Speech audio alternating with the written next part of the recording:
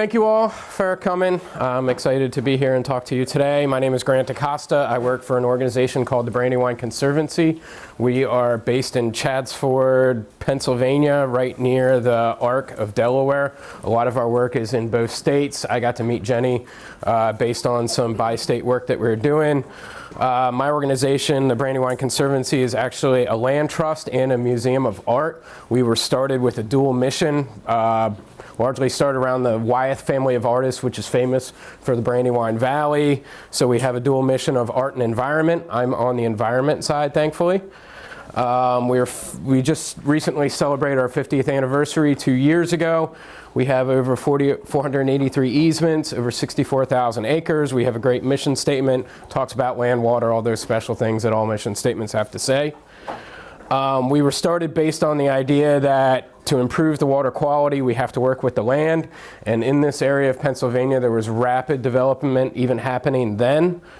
Primarily, we do our work is conservation easements. We've gotten into land restoration a little more recently.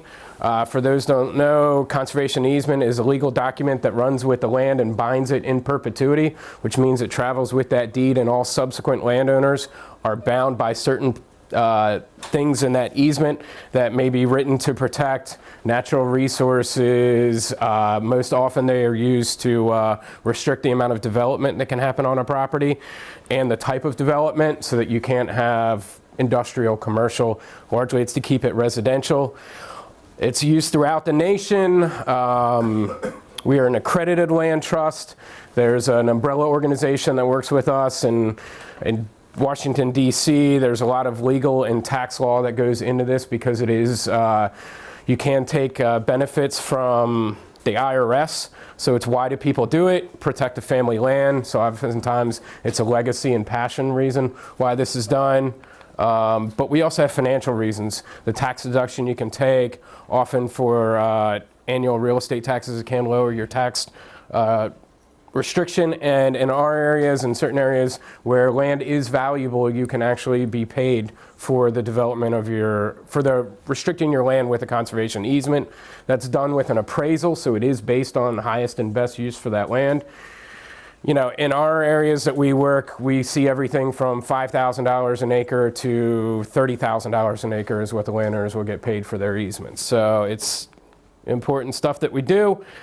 It doesn't prohibit all development, as I said. Each property is looked at individually, and the natural resources are assessed to determine where things should or should not happen in concert with the landowner. It's not something we determine. This is all voluntarily done by landowners. We also work with the state on a state ag easement program, and in Pennsylvania, that language was legislatively set. So it's not something that we really customize more than what the farmer can do within the bounds of how the state is running their program. Easements can be undone. You know, it's typically an act of either eminent domain or the courts. So moving past that, so we have the Arc of Delaware here. The blue is the Brandywine watershed, what my organization is named after, Brandywine Conservancy. We do work outside of that. Now in red is the Brandywine watershed. Just to the west here, we are in the Chesapeake Bay watershed. Moving a little south is the White Clay Creek, Red Clay Creek, Christina River, all important stuff. So the Brandywine enters the Christina River right near the mouth of the Delaware River, right in the city of Wilmington. So an important area for us, and they certainly care about everything that we're doing upstream of them. Up at the top, both branches of Brandywine start in Honeybrook Township, which is largely an Amish community. As I said, my organization has been around for a long time. We've done a lot of preservation. I bring this slide up to point out this area, large area in green here, it's about 32,000 contiguous acres now. That was the eastern home of the King Ranch, the largest cattle ranch in the United States. They're based in Texas, but they would bring by rail car their steers up to this area of Pennsylvania. They owned 6,000 acres, controlled about 8,000 other, and they finished them in the area because of our grass and our soils and everything is so good. So it's kind of a nice little local connection. So if you ever see the Ford King Ranch truck around, kind of a little something we're proud of for our area. So people always ask, why are we doing this in farmland? This is a map of Chester County, which is most of the Brandywine watershed in Pennsylvania. It's in Chester County. It's been one of the fastest growing counties in the United States for many, many years. During the last real estate boom in the early 2000s, we were losing about 5,000 acres a year. Philadelphia is right about here, about 45, 50 minutes away. So we have a lot of development pressure. So we want to keep our farmland. This is another reason why farmland. The Delaware Valley Regional Planning Commission, which is our major metropolitan planning organization that does all the counties around Philadelphia, recently commissioned a food shed study to determine how much farmland do we need. Basically what they found is, based on a typical mid-Atlantic diet, which does include Delmarva, we need about 1.23 acres per person. So obviously we're not growing all that we're eating here. Haven't found an avocado farm in this area, but it's still the idea, if we were going to be, have a net neutral benefit on farmland, this is how much we need per person. And throughout this entire area, we are at a deficit for how much farmland we should have. So very important for us. In Pennsylvania, farmland regulation by the state is controlled by two different laws. PA Chapter 102 is erosion and sedimentation. This is just, I know most planners here, so you know Russell and everything else. Just so you understand our area, about 3T is common for us for the tolerable soil loss. This is just something from other slides. If anybody is looking for education or inspiration, go see any of the Ray Archuleta Soil Minute lessons. I don't think we have time to show one today. Really inspiring, really good lessons, really digestible. This is one I've also shown in different things. I came across this one time watching a movie with my kids. Anybody seen Honey, I Shrunk the Kids? 100 years ago. And it was something that just triggered, as you get in this and your career gets longer, you start seeing your work in everything you do. And there's the scene where the sprinkler goes on. I'm like, oh my gosh, that's erosion. Rick Moranis, he's like Disney soil scientist. It's great. So then the other one for us is PA Chapter 91, which controls all of our manure and nutrient management regulations. These slides are from Honeybrook. Honeybrook is largely Amish. We'll get into that more later. I think it might be one of the reasons I'm here, is I have to sell conservation to a community that really doesn't even want us there. But we've gotten some success. My organization, if you're preserving your farm with a conservation easement, you have to have a conservation plan on that farm. That's one of the ways we really started getting into the work, is helping farmers get their conservation plan funded, because there's just not enough planners out there to get through the backlog. So we got out and started getting funding to help farmers get their plans written. We'll only do NRCS level conservation plans because we want to get all the resource concerns addressed. We then have any of the people we're working with go through the EQIP cost sheets, and we started developing them so we understood what really wanted to go into the farm. And this really caused an evolution for our organization, where we started seeing how much funding and work really needs to happen that farmers just cannot accomplish.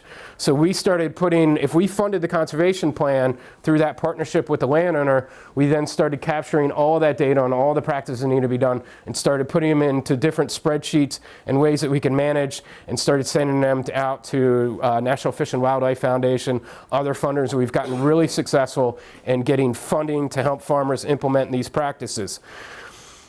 As we know, EQIP is an incentive. It's not a reimbursement program. So in our area, what we're typically finding is that's going to cover about 70% on average of most practices.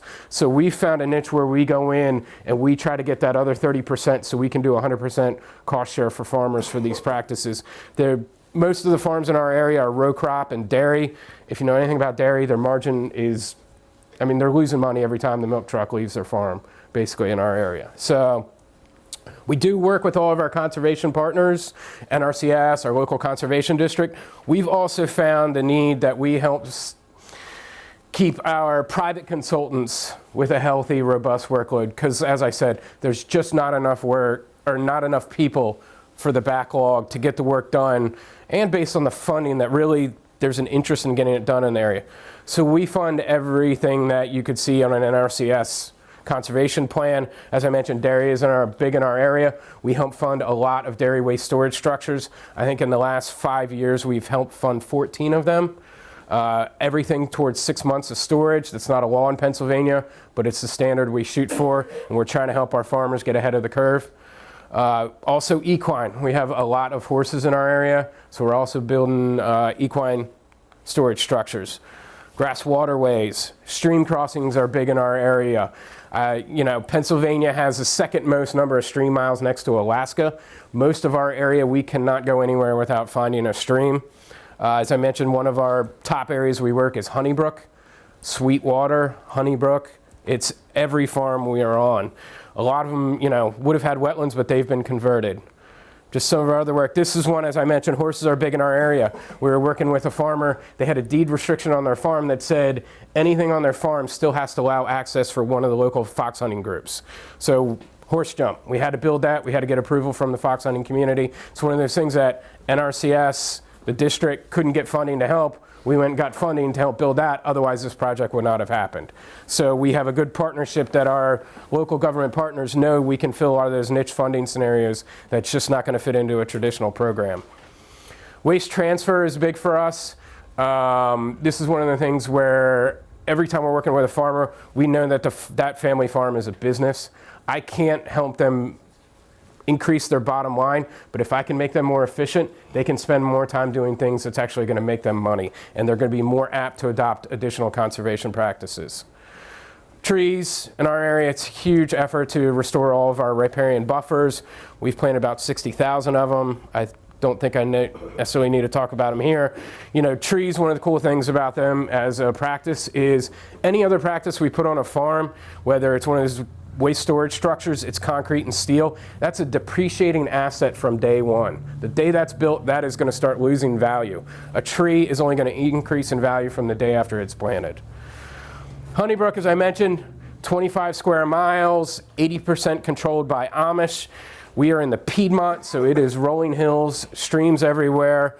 We have prime soils everywhere. There's no irrigation happening in any of the areas that we work. We get about 42 inches of rain a year, and it's spread evenly throughout the year. So we're fortunate there. The challenge there is also the soils are good at growing crops, they're also good at growing homes. So once again, we're trying to save Honeybrook and farming up there.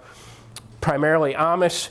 It's taken some real challenge to get working in with that community. What we found is just time and that we're committed to the area. We're not fly by night. We're not going to leave them stranded. Once we also get into the conservation easement business, that's a relationship that goes from family to family in these areas where farms just change hands within the family. We do a lot of education and outreach with the Amish, all back of the head photos, as you know, they don't want pictures of themselves, but they've become a great partner. They have voted in local elections. They're in Honeybrook, they have an open space tax where it's a voluntary tax that went out to the voters to, I think it's 0.5% goes into an open space fund, and that is used to help buy conservation easements in their local community. They all voted for it. They came out. They're actually serving on the open space committee. So we've gotten them to actually be involved in government, which is a really cool thing in our area. We found some interesting ways to partner with them, and funders are excited about this. Pesticide credits is a great one. They will all come out for that. The other one is trout. We work with National Fish and Wildlife Foundation, and we found a couple stretches where we've had probably a couple miles of stream restoration work where farmers have implemented whole farm practices, and in their community they have the one-room schoolhouse. So we got National Fish and Wildlife to fund us to introduce trout back into their stream. The trout are going to die. It's not about restoring natural trout. It's about reconnecting that community to what could be a resource for them again. So it's fully intended that they will go in that stream and fish them out. So we've done this about 3 years now. We'll put about 300 trout in. Smallest we put in is about 10 inches. The biggest is about 18.5. And what we actually do, it's tough to see in the picture, but we have the school children go and do it. It's on one of the last days of the year. They come out, 5-gallon buckets. They're the ones putting the stream in. They're seeing it. So, the community is really tight up there, and it was cool that, we were working with another farmer whose kids went to a different schoolhouse. And eventually the farmer came to me and said, every time you leave, my children ask me, when are we getting trout? So they had been talking to the other schoolhouse. So I said, Jonas, you know what it's going to take for you to get trout in your schoolhouse? You got to get on board with some of this. And he and his neighbors did. So I don't care how it is. I'll, use the children. They're a great message. And if they're learning this growing up, and they're going to be able to fish their stream again one day. It's great. The most recent one we did, they actually had a special needs schoolhouse connected to it. They dug out in the basement. And I always tell this story. It was one of the greatest days I ever had at work. One of the children that came to stock trout was just chattering on and off all day. We couldn't really understand him. He was young. He might have been speaking Pennsylvania Dutch. Teachers came up to us later and said, this child was nonverbal. He spoke more that day than he had in a year. I mean, it's just really cool stuff. There's a lot of neat programs out there if you find any of them. So this is Honeybrook.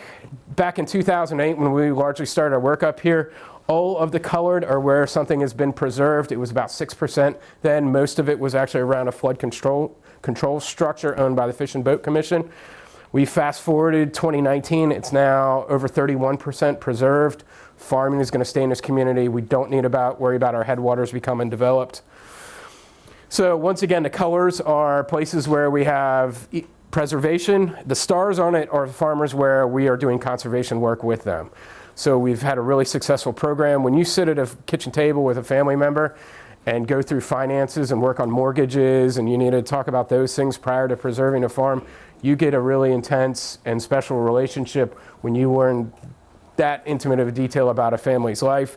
So we've been really successful at getting stuff built on there. Just some of our stats, but I've told you a little bit about that. Special instance, this is one, the Martin farm. So the farm was being transferred from father to son. Father already did cover crops, no-till. Son wanted to do some additional things. They only had about 3 months of storage. They sold the development rights. They used that value that they got for selling their development rights at about $5,000 an acre on a 100-acre farm towards building some new waste storage and some other practices on the farm. In order to get to 100% funding, one of the things we asked of him was, would you be willing to put in a riparian buffer? He did, which was this stretch. And my slide's a little corrupted here, but the family has a pond down here, and there's some woodlands down at the bottom. At the time we were working, the buffer stopped here. There was this gap in it. And I many times stood at that, there's a farm access road, stood there with Noah, asked him to continue the buffer down. It just was not interested. The day that we went and started putting the trees in, we stood there and Noah was looking upstream at where this was going, turned around, looked downstream, saw this forest where there's family picnics and spends all their time. And he said, if I plant trees here, my forest will go the whole way, won't it? Oh, I said, no, that's a great idea. I never thought of that, you know.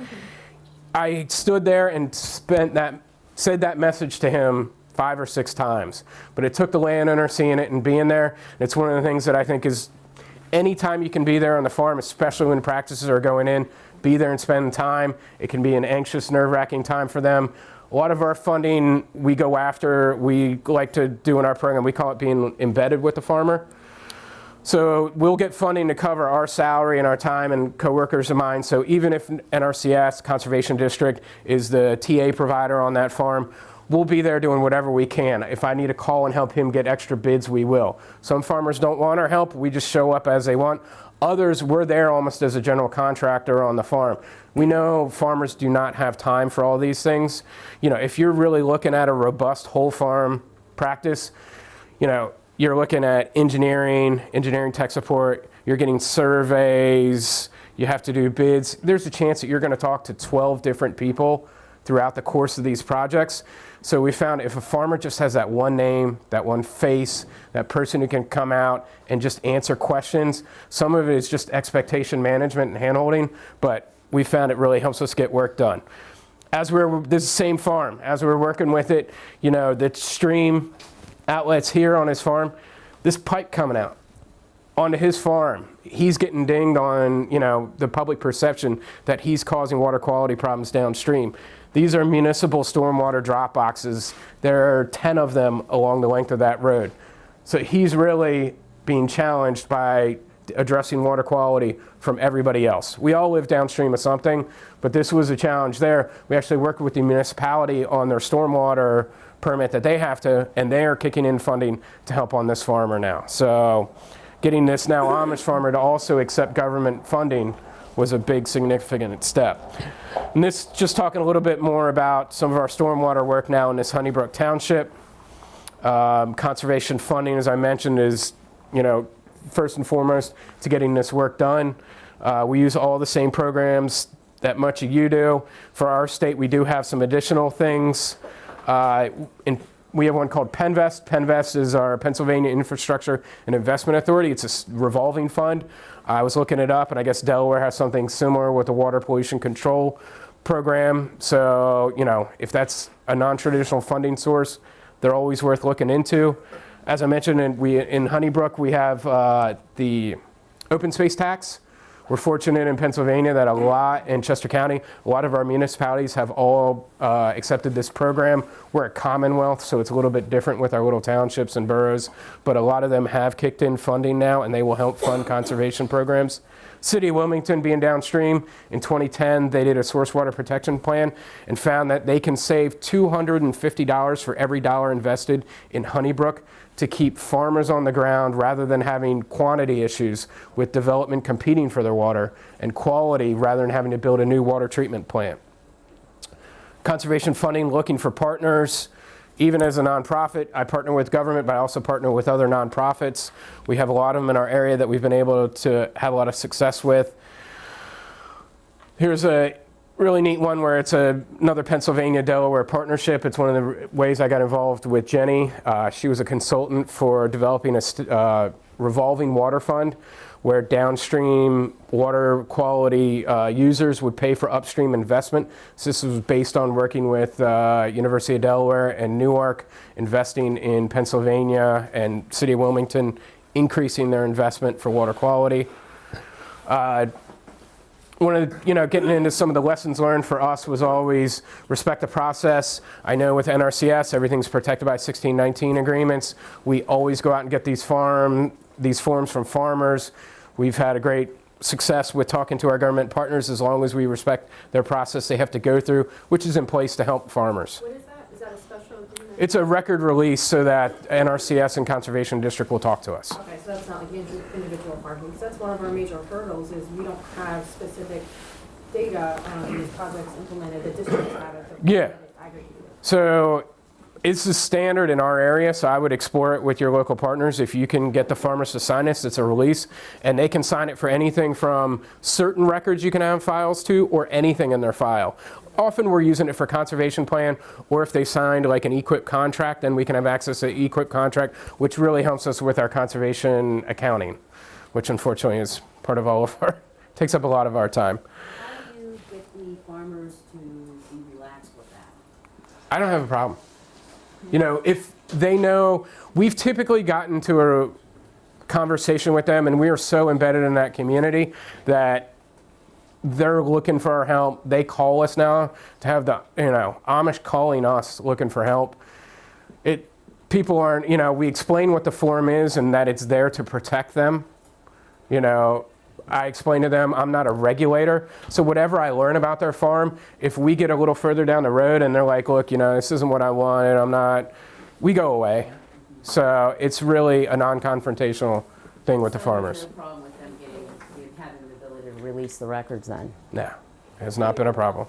We don't have a third party. We only have the federal or state people Yeah. going out and asking for the data, and seeing government, they shut down. Yeah, but that may be, as Eastern Shore Conservancy, there might be a new partnership that could form and helping those types of things along. Lesson learned, this is something for us, is replicating it. We're doing the same thing that we're doing in the Brandywine in the Oxford area of Chester County, which is our Chesapeake Bay drainage. Partnerships, just the big message there. Seek out partners, whether it's for funding, technical assistance, anything you can. There's so much work to be done. As I mentioned, we look at it as a business. This was another scenario where we wanted to get the farmer to put in a riparian buffer. He was telling us he couldn't afford to lose the land. So we went through an exercise with him that if they were to sign up for CREP and get that rental payment, really let's walk through how many bales of hay it was. And he had never just done that simple type of backing it out, and he found it made sense for him. So, and it was a low performing area, which gets to this. Much of what you guys are looking at, we're starting to do in our area because we've had farmers who've gotten into whole farm. I have the franchises up here, because that's kind of how we talked about it. It's kind of a franchise model. If we have an area that is not performing economically, it would leave. It wouldn't stick around. We know some of these areas are not performing. You can put more N on that, and you're still not going to get your yields. So we've started with those farmers. We always bring it back to the resource concerns. That's always where our conversations are. I am certified as a conservation planner in Pennsylvania, so fortunately we do have that extra skill that we all know some of this, and we can work into programs pretty fluently. Biggest one is people. Listen. And it's got to be active listening is something I've learned in trying to sell conservation. Oftentimes we're half listening. This is somebody's life. It's how they feed their family. They deserve the respect to listen. The challenge there isn't that we're not trying to. There've been studies that a lot of people who are involved in selling, don't care what type of sales it is, in this case conservation, we get something called a rebuttal brain, where you turn off after they start talking and you're thinking how you're going to respond to it. So we really need to avoid the rebuttal brain when we're talking to farmers. The other thing is we're asking big questions of them. You got to learn to accept a silence. It can get uncomfortable sometimes where you've asked them, they haven't responded, and you feel the need to just start talking again, maybe continue to try to convince them. Got to learn to accept that silence and let it hang there. This is for us is a big one that has been a baby step for conservation and selling bigger things with farmers. We call it a gateway drug. It's putting on roof gutters. Typically, it's one of those things a farmer's never going to do. They're going to hit it with their tractor. If you get a snowfall, it's going to come down. But it is a great trust-building exercise for us to start getting into a program with farmers, is putting on some roof gutters. They're pretty cheap. It's a good way that we can have that first project with a farmer to see how we work together and have them learn to build trust in us. And for us, we're addressing where that raindrop falls. It absolutely fits into SWAPA. And then we go anywhere that raindrop is going to flow. This gets back into the farming business as well. When they don't have that roof gutter on and they deal with washouts on their farm lane, I can't put money in his pocket. But if I can make him more efficient and they don't have to spend time dealing with their farm lane washout and they can go back to doing things that actually make money, we get a lot of trust and credibility with the farming community from following that raindrop. And we always end up down at the stream, getting in a buffer, stream crossing, other practices that they really want. Lessons learned, this is a farm we were working with the farmer on, and we ended up having a bog turtle hit. So we reached out to Fish and Wildlife Service, and we were able to get that farmer a bog turtle easement on his property. His farm easement, as I mentioned, is about $5,000 an acre. His bog turtle easement, $13,000 an acre. He naturally asked if he could get a bog turtle easement on the whole farm. It didn't work that way, but it was a cool way to do it. Lesson learned with people is check in with them. Farmers get a lot of letters, standard form letters with boilerplate language from NRCS Conservation District. Sometimes they just want somebody to walk them through. Do I just put this in my file, or do I need to respond to this? You got to check in. The other thing being, as I mentioned, all these different people are going to come out to their farm on the life of a practice. There may even be turnover within the district, and it's not going to be the same district rep. Whatever you can do to provide consistency for that landowner is going to lead to greater project success.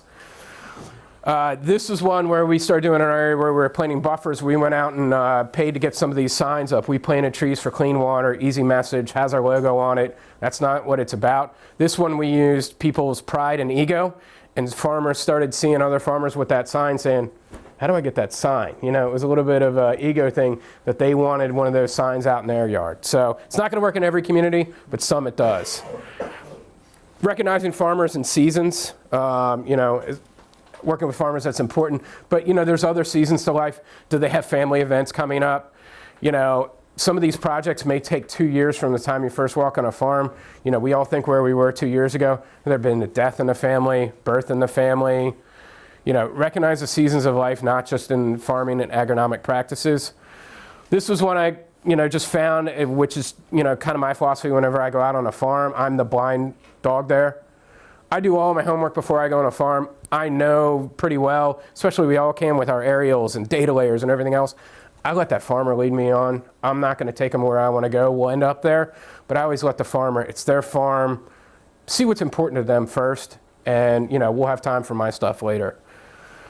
This is one of the biggest ones. If I'm ever getting to a farmer, working with them on conservation plans, and we have to make decisions, we need to talk about important stuff, I go to the kitchen table. That's where, we always hear the kitchen is the heart of the home. Every family that I've ever met, when you have a big family meeting, you have a decision, you're at the kitchen table. I've go in and, this isn't my kitchen table, but it probably looks like that right now. I will wait for them to clear it. They'll say, oh, we can go in the dining room. I want to be at the kitchen table. That's where I know we're all taking this seriously and it's important. So lesson learned, if you can get to that kitchen table and have that heart-to-heart conversation with them, take advantage of that.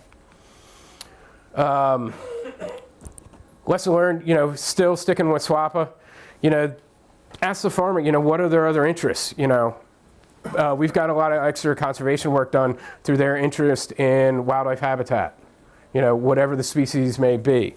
We have tools to do this. The relationships, as I mentioned, project timeline and seasons and all that. This one is more about privacy.